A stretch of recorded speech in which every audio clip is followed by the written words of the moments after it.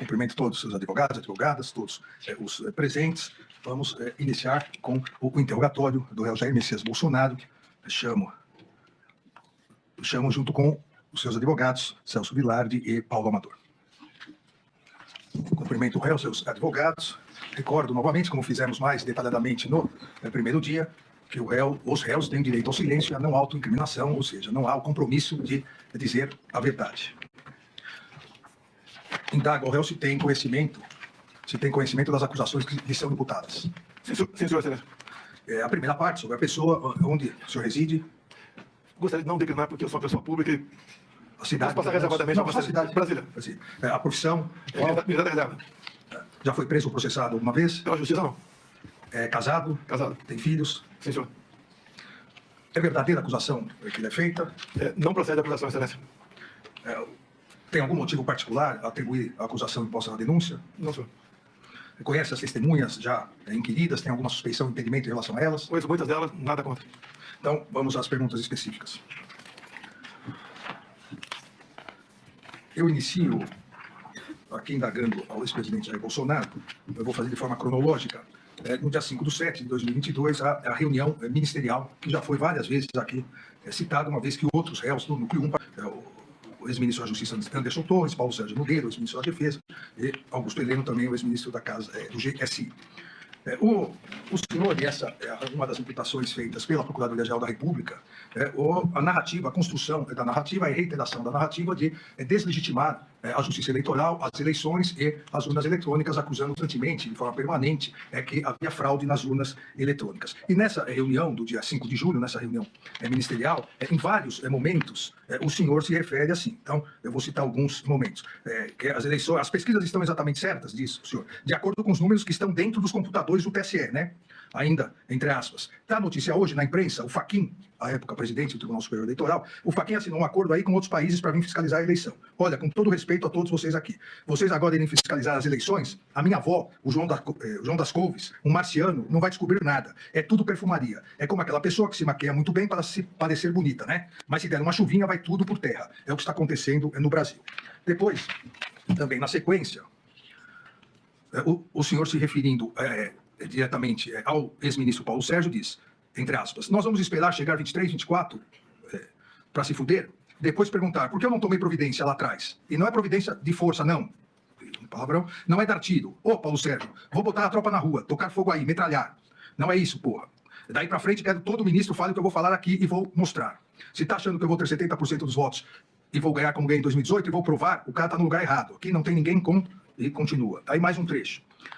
Entre aspas. Porque os caras estão preparando tudo, pô, pro Lula ganhar no primeiro turno, na fraude. Vou mostrar como e por quê. Alguém acredita aqui em Fachin, Barroso, Alexandre de Moraes? Alguém acredita? Se acreditar, levanta o braço. Acredita que eles são pessoas isentas, estão preocupados em fazer justiça, seguir a Constituição? Aí, num outro trecho da reunião, também entre aspas, o nosso Supremo aqui é um poder à parte, é um super Supremo. Eles decidem tudo, fora, muitas vezes fora das quatro linhas. Não dá pra gente ganhar o jogo, né? Com o pessoal atirando tijolo da arquibancada em cima dos jogadores nossos. Com um juiz que toda hora dá impedimento quando a gente ataca. Mesmo o cara sai driblando na área, dele até fazendo gol, o juiz dá impedimento. Aí, na sequência, também, eu não tenho, entre aspas, eu não tenho dúvida que está acontecendo, não tenho prova de muita coisa, mas tenho dúvida. Essas afirmações que o réu fez nessa reunião, na verdade, elas foram uma sequência de várias afirmações em várias entrevistas. Então, eu queria que o réu esclarecesse qual era concretamente o fundamento que o réu tinha para poder alegar fraudes, que havia fraudes nas eleições, fraude nas urnas eletrônicas e que os ministros do TSE, citados nominalmente à época, os ministros do Supremo que faziam parte do TSE, o ministro Barroso, o ministro Fachin e eu, estariam direcionando as eleições. Sim, senhor ministro. Primeiro, boa tarde, Vossa Excelência, senhor Luiz Fux, senhor Paulo Gonet. Eu fiquei 2 anos como vereador e 28 como parlamentar. A minha retórica sempre foi parecida com isso. Vamos lá. A questão da desconfiança, suspeição ou crítica às urnas não é algo privativo meu. Eu poderia citar vários nomes, citaria apenas alguns aqui. O senhor Flávio Dino, em 2012, quando ele perdeu a eleição, ou 2010, quando ele perdeu a eleição para o governo do Maranhão. Ele diz, eu teria um vídeo, mas foi indeferido o pedido, mas no vídeo está o seguinte. Hoje eu tive a oportunidade de ser vítima de um processo que precisa ser aprimorado, ser melhor auditado, que é o sistema das urnas eletrônicas. E depois, o senhor acredita que houve fraude? Houve várias modalidades. Palavra do senhor Flávio Dino. Depois também, curiosamente, uma outra inserção no horário eleitoral gratuito do senhor Carlos Lupe. Por que, curiosamente? Foi ele que entrou com uma ação no TSE pela minha inelegibilidade, por crítica às urnas eletrônicas, e falava em fraude. Mas numa das inserções, aproximadamente 30 segundos, que até hoje está no Facebook dele, ele termina dizendo o seguinte: sem a impressão do voto, não há possibilidade de recontagem. Sem recontagem, a fraude impera. Repito a Vossa Excelência, até hoje isso está lá no Facebook do senhor Carlos Lupe. Eu batalhei muito na Câmara, desde 2012, pelo voto impresso. Consegui aprová-lo em 2015 para 2016. A senhora Dilma Rousseff vetou, a proposta voltou para o Congresso, só na Câmara nós derrubamos o veto, com votos do PT, inclusive. No Senado, algo parecido, também derrubamos o veto. Fiquei feliz que teríamos em 2018 o voto impresso. Eu não lembro se eu pedi audiência ou o ministro Fux me convidou. Eu fui conversar com ele sobre essa questão. E ele mostrou para mim que 5% das sessões eleitorais do Brasil teriam o voto impresso. Por que 5%? Porque não tinha recurso para mais coisa. E com o tempo ia chegar a 100%. Fiquei muito feliz, agradecer ao ministro Fux, me tratou muito bem. Mas, infelizmente, logo depois, por 8-3, o Supremo Tribunal Federal declarou o voto impresso como sendo inconstitucional, porque a impressão do voto poderia ferir a segurança das eleições. Bem, então tivemos um voto normal em 2018. A minha campanha em 2018, algo atípico, com todo respeito, né? Eu esperava que me eleger presidente, tendo em vista quem eu era. Eu era um parlamentar que não era parlamentar de partido, eu não tinha apoios políticos, mas acabei, então, como desde 2014, após o segundo turno das eleições, eu me lancei pelo Brasil falando que ia disputar a eleição em 2018, acabei me elegendo, sem antes passar por uma facada, quase me levou a óbito. Me permite estender um pouquinho mais essa questão aqui. Pode ficar à vontade. Me elegi presidente, não tinha quem botar na presidência, poucos nomes tinham para botar na presidência, acabei montando o ministério, e nós aqui, com pessoas competentes, sem o critério político partidário para botar as pessoas lá, fizemos um ministério que é reconhecido por grande parte da população como um ministério excepcional. Fizemos muita coisa. Lei da Liberdade Econômica, o PIX, Água para o Nordeste, Bolsa Família, triplicando o seu valor, Marcos, entre tantas outras coisas. A questão do armamento também, apesar de ser acusado de ser um armamentista visando a violência diminuiu quase 30% entre o governo anterior e o meu governo, tendo em vista a política de armamento. Bem, outra coisa importante também, onde comecei a criar inimizade cada vez maiores, desde o começo do mandato, foi na escolha de pessoas para compor aqui bancos oficiais estatais. Só falar de duas estatais lá. Porto de Santos dava um prejuízo de 500 milhões por ano, entreguei com lucro de 500 milhões. Então esse 1 bi ia para algum lugar, para algum ralo, ganhei inimizades por aí. Uma outra, para ser mais rápido, Itaipu Binacional. Chegamos lá, botei o senhor Silvio Luna como presidente da estatal, e ao longo de 4 anos, nós reduzimos a tarifa em dólar de 45%, e uma empresa que era conhecida apenas por gerar energia, o que ela fez a mais? Fez a segunda ponte com o Paraguai, uma ponte com 170 metros de vão. Começamos a fazer a segunda ponte com outro motivo. Alongamos em 600 metros o aeroporto de Foz do Iguaçu. Mais ainda, atendemos com pequenas obras de estrutura mais 50 municípios no entorno da bacia. Asfaltamos a Transboiadeira, 43 quilômetros. Fizemos acesso aos aeroportos. Ou seja, sobrou dinheiro para fazer muita coisa lá. E, obviamente, isso. No passado, a tarifa era cheia e nem a obra era feita e era usada à vontade esse recurso. Por que à vontade? Porque é uma empresa que não é auditada pelo TCU por ser binacional. O que os conselhos decidem, está decidido e ninguém toca mais no assunto. Então, quando a gente começa a tapar o ralo da corrupção, aparece uma enormidade de pessoas que vão contra a gente. Eu não cortei recurso para a imprensa por ser malvado. É que eu fui o único presidente, meu ministro, que tinha um teto de gasto pela frente. Eu não podia gastar mais do que aquilo, diferentemente do que acontece agora, do que acontecia antes de mim.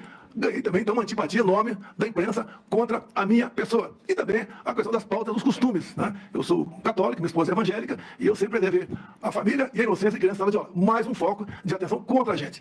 E até do próprio Supremo Tribunal Federal, respeitosamente, eu tinha pelo menos uma ação por semana para me explicar em 24 ou 48 horas o porquê daquilo. Mas faz parte da regra. Vossa Excelência, o senhor ministro Fux, do senhor arquivo Supremo, não me viu desrespeitar uma só ordem do senhor. Não me viu em nenhum momento eu agi contra a Constituição. Eu joguei dentro das 4 linhas o tempo todo. Muitas vezes me revoltava, falava palavrão, me revoltava, tá? Falava que não devia falar, sei disso, mas, não vou entender, fiz aquilo que tinha que ser feito. Quanto à providência na questão das eleições aqui, eu deixo claro a Vossa Excelência, as Forças Armadas não se miscuíram na política. E nem eu, como presidente, também fiz o mesmo. O senhor ministro Barroso, enquanto presidia o TSE, criou a Comissão de Transparência Eleitoral e colocou lá dentro, entre outras instituições, as Forças Armadas. O que eu falei para o ministro da Defesa? Já que colocaram a gente aqui, vamos fazer o melhor possível para auxiliarmos o TSE para que a eleição seja mais clara e transparente possível. No tocante àquela reunião de julho, onde alguns falam que é reunião do golpe com 20 plaquinhas na frente das pessoas, mas 40 pessoas assistiam. Vossa Excelência falou ali que dos 70%. Coincidência também, ministro? Eu complementei. Vão aparecer 49. Apenas uma coincidência. Não tinha prova de nada no tocante, um desabafo meu com toda certeza. Dúvida sobre eleições. Aqui eu tenho um documento aqui da Associação Nacional dos Peritos Criminais Federais. Diz logo na entrada aqui. As fragilidades das urnas eletrônicas sem o voto impresso. E mais na frente, também, a Associação Nacional dos Peritos Criminais diz: fraude sistêmica facilitada. Consenso científico. Todo sistema eletrônico / computacional possui vulnerabilidades. Então, basicamente, senhor ministro, a minha retórica me levava a falar dessa maneira. Essa reunião não era para ter sido gravada, é algo reservado. Como em tudo quanto é local, essa reunião reservada. Alguém gravou, no meu entender, de má fé. E ela tornou-se pública. Você não estaria explicando essa questão aqui agora. Essa foi a minha retórica, que eu usei muito enquanto deputado e depois como presidente, também buscando aí o voto impresso como uma forma a mais de termos mais uma barreira, né, para evitar qualquer possibilidade de se alterar o resultado de umas eleições. Eu gostaria de complementar aqui, sempre lembrando ao ex-presidente Bolsonaro que a resposta é livre e responde se quiser em virtude da possibilidade de direito ao silêncio. A questão da reunião, além da imputação de fraude, de problemas urnas, também há um incentivo, e essa é a imputação feita pela Procuradoria-Geral da República, um incentivo à deslegitimação da justiça eleitoral. E eu leio um outro trecho aqui, com 1 hora, 13 minutos e 59 segundos da reunião, onde o senhor disse, entre aspas, pessoal, perder uma eleição não tem problema nenhum. Nós não podemos perder a democracia numa eleição fraudada. Olha o Fachin, o cara não tem limite. E não vou falar que o Fachin está levando 30 milhões de dólares. Não vou falar isso aí. O que o Barroso está levando, 30 milhões de dólares. Não vou falar isso aí. Que o Alexandre de Moraes está levando 50 milhões de dólares. Não vou falar isso aí. Não vou levar para esse lado. Não tenho prova, pô. Mas algo esquisito está acontecendo. Esse cidadão que está aqui é um marxista, advogado do MST. O Alexandre de Moraes, vocês sabem qual é a vida pregressa dele. O Barroso, vocês também sabem.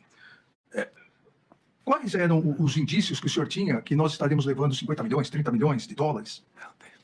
Não tem indício, não, senhor ministro. Tanto é que era uma reunião para não ser gravada, um desabafo, uma retórica que eu usei. Se fosse outros 3 ocupantes, eu ia falar da mesma coisa. Então, me desculpem, não tinha essa intenção de acusar de qualquer desvio de conduta dos senhores 3. Se eu puder complementar. Por favor. Por ocasião das eleições, agora propriamente dito, logo um pouco avante disso aí. Acredito, senhor ministro, que foi um pouco disfuncional.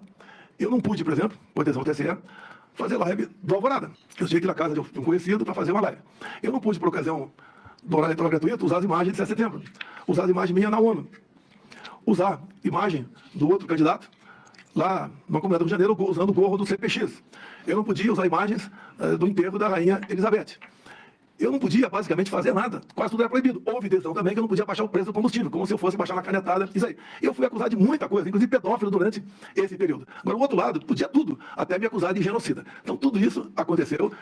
Quando eu não pude usar a imagem do Lula ali, defendendo o aborto, ou ao lado de ditadores, isso prejudicou a minha campanha. Eu queria mostrar também a imagem dele em 2009, defendendo lá o Irã, enriquecer o urânio acima de 30% para fins pacíficos, segundo ele. Eu fui tolhido. O maior prejuízo que eu tive, no meu entender, foi não poder usar imagens do 7 de setembro. Com todo respeito, acredito que isso tudo pesou contra a gente. E não mais, né? 3 resoluções da TSE, que tem que entrar para valer, tem que entrar em vigor de março para trás, do ano das eleições, valendo inclusive uma editada entre o primeiro e o segundo turno. As partes direitas, todas derrubadas constantemente em nome da desinformação. Então, isso, essa desfuncionalidade, no meu entender, prejudicou bastante a minha campanha.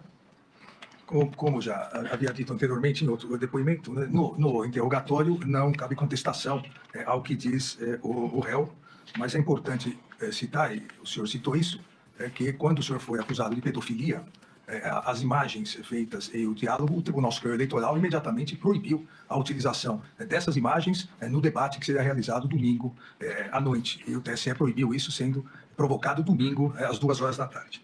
Aqui vamos para um outro ponto, senhor presidente. A live do dia 29/7/2021 já foi assunto aqui no interrogatório de Anderson Gustavo Torres. Na live, da mesma forma, volta a questão de fraude às urnas, volta a questão da acusação ao TSE, e a partir disso, para eu não me tornar repetitivo, a partir disso surge uma questão, e eu acho que o senhor gostaria até de esclarecer, surge uma questão de um inquérito aberto por determinação da ministra Rosa para apurar fatos no TSE, e que o senhor sempre repetiu algo que não correspondia ao objeto do inquérito, como se aquele inquérito estivesse sendo escondido, porque aquilo mostraria fraude nas urnas eletrônicas. O inquérito, até a pedido da defesa do senhor e da defesa do réu Walter Souza Braga Neto, já está, inclusive, nos autos. Então, se o senhor quiser esclarecer esse ponto que surge na live, e a partir da live continua durante todo o segundo semestre de 2021 e durante todo o período de 2022 até as eleições. Sim, senhor.